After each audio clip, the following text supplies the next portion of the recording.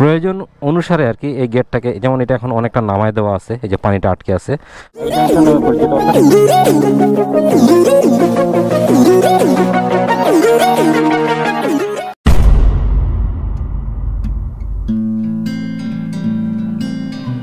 আসসালামু আলাইকুম, ওয়েলকাম। তো আজকে এই ওয়েদারে, আজকে হচ্ছে 17 তারিখ না জয়? হ্যাঁ, আজকে হচ্ছে এপ্রিল মাসের 17 তারিখ বুধবার। তো ওয়েদার অনেক গরম। ভাবলাম যে এই ঈদে কোথাও যাওয়া হয়নি, বের হওয়া হয়নি, তো ভাবলাম একটু ঘুরে টুরে আসি আশেপাশ থেকে আর কি। জয়কে বললাম, জয় বললো ঠিক আছে ভাই চলেন। ওয়েদারটা কেমন আগে সেটা বলো। ঠাডা পড়া করো। একদম ঠাডা পড়া রোদ আর কি যেটা বলে। তো যাই হোক, আমরা এখন আসছি হচ্ছে যে তারাগঞ্জের যে বাহাগলি, হ্যাঁ কিশোরগঞ্জ, তারাগঞ্জ কিশোরগঞ্জের মাঝামাঝি বাহাগলি যে ব্রিজ আছে, এর আগে আমি একটা ছোটো ভিডিও করছিলাম এটা নিয়ে, ওটা লিঙ্ক আমি দিয়ে দেবো। তো এই যে এখন আবার রং করছে, তো অনেক সুন্দর লাগতেছে জায়গাটা। তো এখানে আপাতত একটু রেস্ট নিচ্ছি। এরপরে আজকের টার্গেট হচ্ছে কি তিস্তা ব্যারেজের দিকে যাবো। আজকের ট্রিপটা হবে আমাদের বলতে পারেন বর্ডার লাইনের মতো আর কি। আচ্ছা, হ্যাঁ, বর্ডার লাইন ধরে ধরে আমরা রাউন্ড ফিগার একটা ট্রিপ দিব। 200 থেকে 300 কিলোমিটারের মতো হবে আর কি। এর মাঝামাঝি আমরা দেখে তিস্তা দিয়ে হচ্ছে গিয়ে অঙ্গরপোতা যদি সময় পাই ওদিকে একটু ঢুকলাম। তারপর হচ্ছে গিয়ে তারপর এখান থেকে ব্যাক করে আমরা হচ্ছে গিয়ে ডিরেক্ট তুষ ভান্ডার আদিতমারি যে রুটটা আছে আর কি, কালীগঞ্জ লালমিয়াটের ওদিক দিয়ে ঢুকে আমরা সরাসরি হচ্ছে কি আপনার কাকিনার মোড় দিয়ে মহিপুর দিয়ে এদিক দিয়ে আসে গঙ্গাচড়া দিয়ে রংপুর দিয়ে বাস আমরা সৈয়দপুর দিয়ে। এই তো এইরকম একটা প্ল্যান নিয়ে বের হয়েছি আর কি। এখন রিল্যাক্সে যাচ্ছে, যে এখন বসলাম এখানে, হয়তো আরো বসবো আধা ঘন্টা। এইভাবে করতে করতে যতটুকু যাওয়া যায় ইনশাল্লাহ কভার করবো। আর ওয়েদার তো যেহেতু একটু চরম ভাবাপন্ন, সন্ধ্যার দিকে হলে আরো ভালো লাগবে আর কি।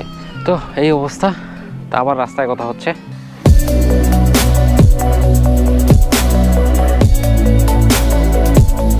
তো welcome back to Kishoreganj. Kishoreganj মানে এটা হচ্ছে নীলফামারী জেলার যে কিশোরগঞ্জ থানা আছে এখানে আর কি। এই যে দুই পাশে দেখেন অবারিত সবুজ বলে আর কি, যেটাকে দুই পাশে শুধু সবুজ সবুজ।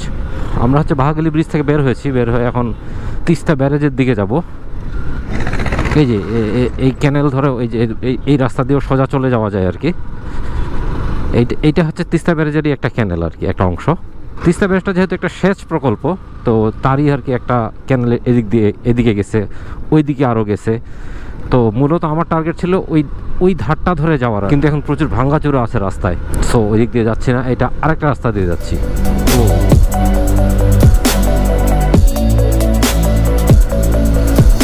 ওই যে আমার সামনে জয় আছে, আর সামনে হচ্ছে সবুজ, ওর বাসা এখানেই কিশোরগঞ্জেই। এই যে এই জিনিসগুলো, এই যে এগুলো দেখলে হয়তো অনেকে চিনতে পারবেন না আর কি। এইগুলি হচ্ছে তামাক পাতা। তো এই অঞ্চলটাতে তামাক পাতা চাষ হয় এখনও, এবং রংপুরেরও কিছু কিছু এলাকায় চাষ হয় আর কি এখনও। এগুলো মূলত তামাক পাতা। তো যাই হোক, ওয়েলকাম ব্যাক। আমরা হচ্ছে কিশোরগঞ্জে দাঁড়িয়েছিলাম, একটু পানি খেলাম। আর এরকম দিনে ট্যুরে বের হইলে অবশ্যই প্রচুর পানি খাইতে হবে, বাবা রে বাবা, নাহলে ডিহাইড্রেটেড হয়ে যাবে শরীর। তো যাক, ধীরে সুস্থ যাচ্ছি। আজকের ট্যুরটা আসলে মূলত একটু রিল্যাক্স ট্যুর আর কি, অর্থাৎ যেখানে ইচ্ছা হবে দাঁড়াবো, একটু দোল খাবো, এইভাবে বের হয়েছি আর কি। তো একটা রাউন্ড ট্রিপের মতো হবে আর কি। এখন তিস্তা ব্যারেজের দিকে যাচ্ছে, ওই দিক দিয়ে বের হয়, অর্থাৎ কাকিনা মহিপুর হয়ে রংপুর হয়ে বের হবো, দেখা যাক। তো হোয়াট এ ভিউ, আলহামদুলিল্লাহ সুবহানাল্লাহ। দুই পাশে দেখেন ভিউগুলো কেমন অসম্ভব সুন্দর। তো এইটার জন্যই আসলে আজকে ট্যুরে বের হয়েছি।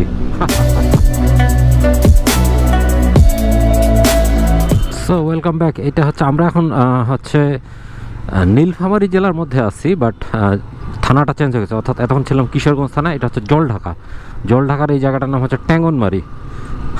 আমাদের দেশে অনেক বিচিত্র নাম পাওয়া যায়, ভালো লাগে আবার। তো সামনে আরেকটু ব্রেক দিব, চায়ের ব্রেক দিতে হবে। পানির ব্রেক দিচ্ছিলাম, এবার চায়ের ব্রেক দিব। এই ট্যুরগুলো এরকমই, যেখানে ইচ্ছা থেমে যাই। সো ডিমলা 30 কিলো, বুড়িমারি স্থলবন্দর 67 কিলো, আর পাগলাপির মানে রংপুরের একটা জায়গা 39 কিলো।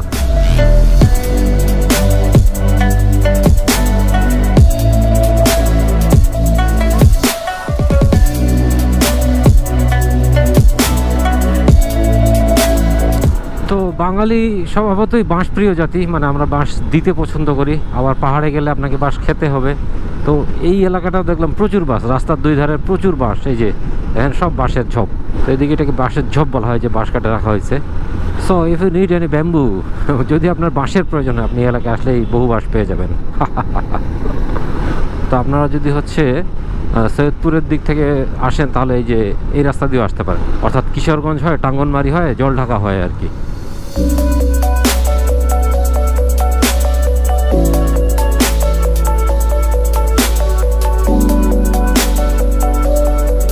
জলঢাকার পরে এখন ডিমলা থানায় প্রবেশ করছি। তো এই বাজারটা, অর্থাৎ এই যে বাজারটা শেষ হইলো, এই বাজারটার নাম হচ্ছে, আমরা বলি না চলো একটু চা পানি খাই আসি, তো এই বাজারের নাম হচ্ছে চা পানি বাজার।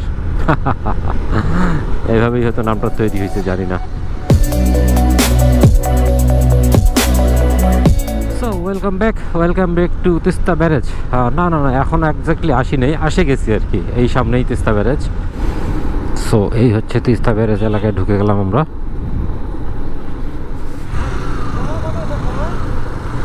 ঘড়ি নাই।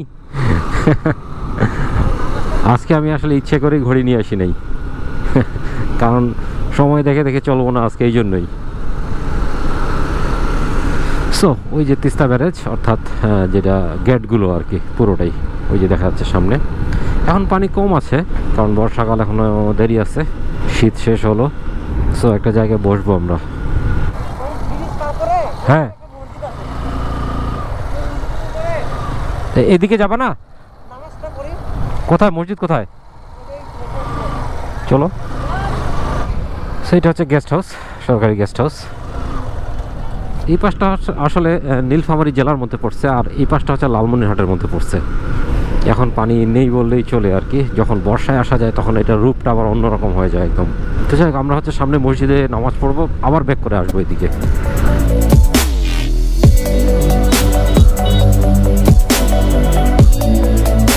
এখানে অনেকে পিকনিক করতে আসে, বাট পিকনিকের জন্য আসলে এতটা সুবিধাজনক না জায়গাটা, কারণ আপনি আশেপাশে পানি পাবেন না, সহজে বসার জায়গা পাবেন না, শেড পাবেন না। Actually this is not a picnic spot, but আমরা তো বাঙালিরা বানায় ফেলি আর কি সব কিছুকে। ওটা মসজিদ, যা কর দিছে। সো তিস্তা ব্যারেজের যে সারাউন্ডিং আর কি, চারপাশটা বেশ সুন্দর, ভালো লাগে। আর এখানে বিজিবিদের ক্যাম্পাস একটা। তো এগুলো হচ্ছে ভুট্টা শুকাইতে দিচ্ছে। তো আলহামদুলিল্লাহ নামাজ আদায় করলাম।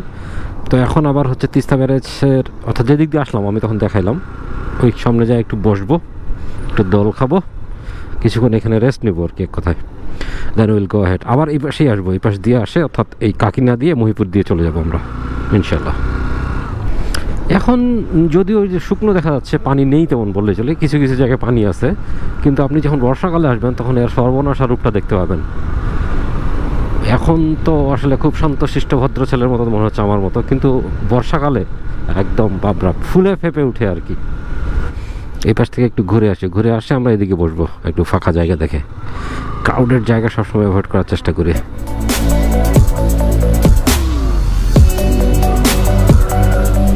তো এই যে গরমের দিনে ভালো জিনিস পাওয়া গেছে, শশা প্যাক করে নিতে হবে।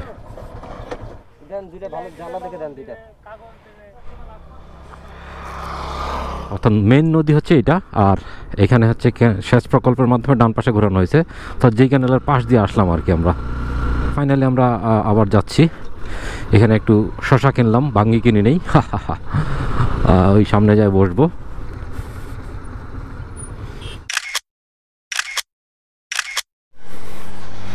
তো এখানে একটু দেখাই আমি। তো এরকম এই যে অনেকগুলো গেট আছে, এই যে এগুলো হচ্ছে গেট, এটা হচ্ছে একটা, এইভাবে অনেকগুলো গেট আছে। প্রয়োজন অনুসারে আর কি এই গেটটাকে, যেমন এটা এখন অনেকটা নামায় দেওয়া আছে, এই যে পানিটা আটকে আছে, আবার যখন তুলে ফেলা হবে, এই যে দাগ হয়ে গেছে, তুলে এত দূর চলে আসবে আর কি, তখন পুরো পানিটা চলে যাবে, বিশেষ করে বর্ষাকালে যেটা করা হয়। কিন্তু এখন আমাদের যেহেতু পানি দরকার, এই পাশে পানি আটকে রেখে ওই পাশ দিয়ে ডান পাশ দিয়ে নিয়ে যাওয়া হচ্ছে। সো এইভাবেই মূলত এটা কাজ করে আর কি। এবং প্রতিটা গেটের জন্য আলাদা আলাদা করে মেশিন আছে আর কি, যেটা গেটটাকে তুলে এবং নামায়। এই যে ইটস এ হিউজ প্রজেক্ট। এইখানে একটু ছায়া আছে।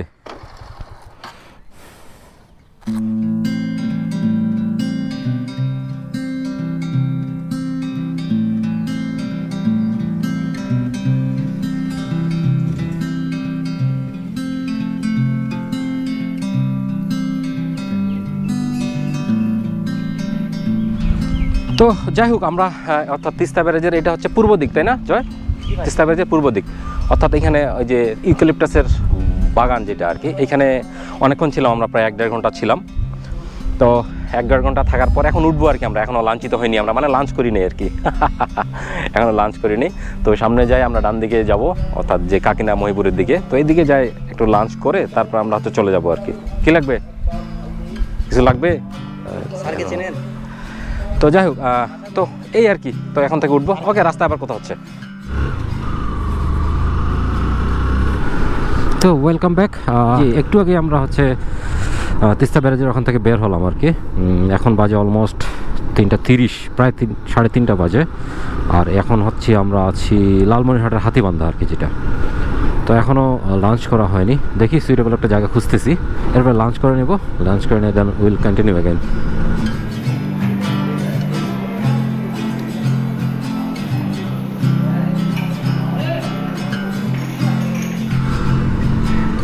তো ওয়েলকাম ব্যাক। আমরা আছি এখন, এটাকে বলে বড় খাতা বাজার।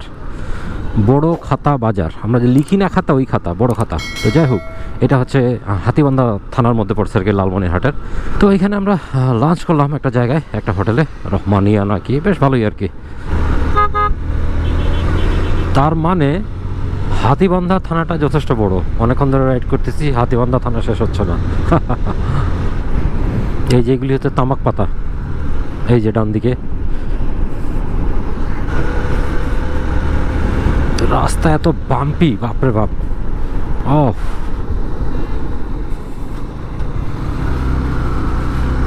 হ্যাঁ।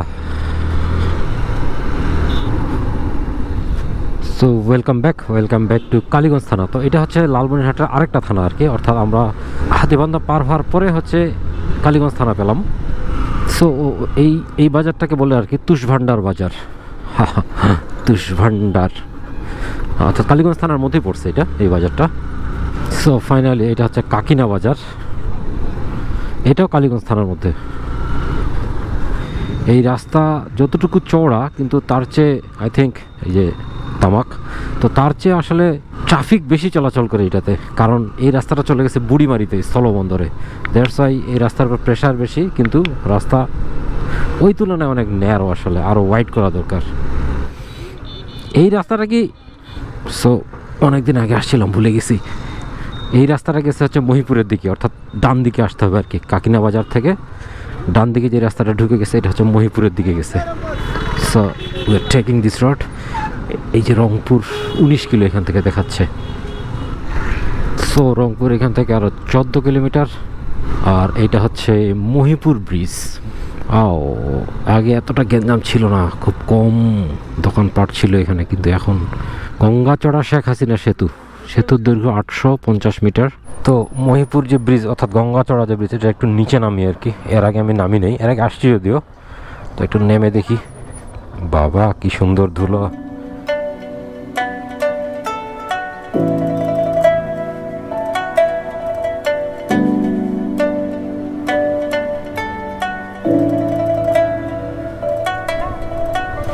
তো এই আমার বাম পাশে যেটা দেখা যাচ্ছে, এটা মূলত নদী, কিন্তু